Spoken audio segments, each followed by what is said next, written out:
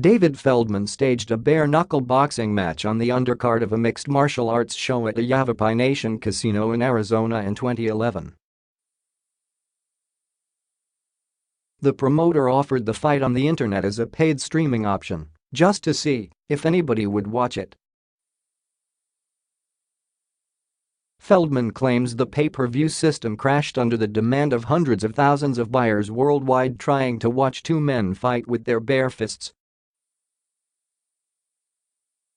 He didn't get paid, but that's when Feldman knew this archaic sport had a future. This sport is absolutely not for everybody to compete in or watch, Feldman said. For some people, the blood, the fast pace and the excitement of the whole thing is not for everybody. But for the group that it is for, I think we deliver exactly what their appetite calls for. After nearly a decade of patient work to get this primal version of boxing formally sanctioned somewhere in the US, Feldman's bare-knuckle fighting championship debuted in Wyoming 2 months ago. The show captured wide-ranging attention online, where it sold about 150,000 pay-per-view buys and drew heavy chatter on social media. Feldman's BKFC promotion is staging a second show on Saturday night in Biloxi, Mississippi, putting ungloved boxers in a ring for 2-minute rounds filled with the primally compelling sound of flesh hitting flesh without padding or cushion. The card features a mishmash of experienced fighters from other disciplines, including MMA veterans Bec Rawlings, Kendall and Chris Lytle. 25 years after the UFC's debut, Feldman thinks regulated bare-knuckle boxing might be the next big worldwide thing in the so-called combat sports. British promoters have staged bare-knuckle bouts for years, but the North American pay-per-view market usually is the ultimate goal for any promoter hoping to cash in. Even before his second bare-knuckle show, it's clear Feldman has opened a door. Other North American companies are already rushing to get through it, but the veteran fight promoter believes he can build a company that will last. "I think it's whoever starts first, but starts right first," Feldman said. "Like I told my partners, we can't walk out of the starting box. We have to sprint. So if we sprint out of the starting box, it's going to be hard to catch us. And I think that's our model right now. We did sprint out of it on June 2nd, and now a lot of fighters are coming our way." In BKFC's attempt to stay on top of a sport long dormant in North America, Feldman will put on a third show in October, and he hopes to stage a fourth in December.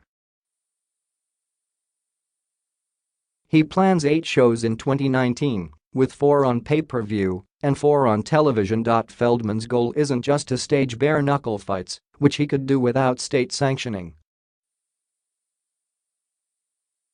He wants to build a fight brand with a recognizable, stable product that will compel steady fandom, just as the UFC began to do in 2005. "Look, there's going to be competition," Feldman said. "Just as long as they do the right thing and do it the way that we did it, then competition is going to be great for us. But because we came out so fast and so good, we did establish ourselves as the bare-knuckle brand right now." The top company also will need recognizable fighters, and that competition is already stiff. Another nascent promotion, the World Bare-Knuckle Fighting Federation, has signed former NFL linebacker Sean Merriman and well-known MMA stars Chris Leban and Phil Baroni to fight on a show in Wyoming in November. But BKFC has a clear drawing card in Rawlings, the longtime UFC fighter who emerged as a figurehead for bare-knuckle fighting after her entertaining victory on BKFC's first card. When the colorfully tattooed Australian mother of 2 contemplates this surprising detour in her combat sports career, Rawlings is both surprised and thrilled by the opportunity. to be on the forefront of something new. "This sport is made for me," Rawlings said before a recent workout in California, where she based her training camp to get away from the Australian winter. "I kind of lost the love for MMA, just with all the things going on behind the scenes, the weight cuts, things like that. It's really cool to just be excited to go in the gym and do what I love." Rawlings quickly took to the new sport with help from coaches who understood the intricacies of punching without gloves. She ends up with superficial bruises and swelling after a bare-knuckle fight, but nothing too different from what happens in an MMA fight with its small gloves. Proper technique is a key to minimize the stress on a fighter's fists and wrists, which are wrapped in distinguishing colors in BKFC bouts. An ability to fight in close quarters is also important, since the fighters begin their rounds in the center of the ring, just an arm's length apart.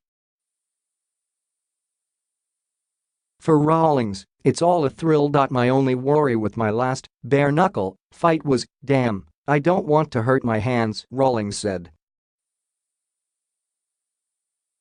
"These are my moneymakers. I've got to absolutely 100% protect them. Don't hit the top of the opponent's head. That's really going to hurt. I found when I hit her in the chin a number of times, that also hurt." "You want to go for the juicier, fleshier parts.